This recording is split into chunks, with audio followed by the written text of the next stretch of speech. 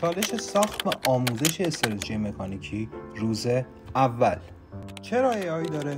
چون این استراتژی بر مبنای دیتایی که به هوش مصنوعی دادیم ساخته شده و شما کافیه بخش به بخش آموزش ببینی و اجرا کنی. نکات کلیدی این استراتژی: بهترین بازدهی روی اونس جهانی طلا، تک تایم فریم، تایم معاملاتی در روز 2 ساعت، تعداد معاملات 1 الی 2 تا و 3 تا کامل به صورت مکانیکیه.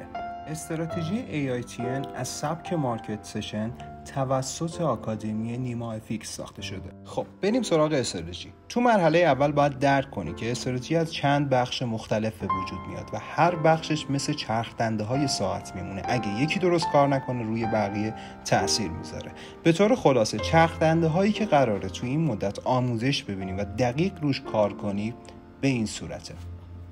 پس حتما یوتیوبمون رو سابسکرایب کن تا قسمت‌های بعد رو از دست ندی. برای دریافت اطلاعات تکمیلی این قسمت کلمه AITN رو تو کامنت بفرست.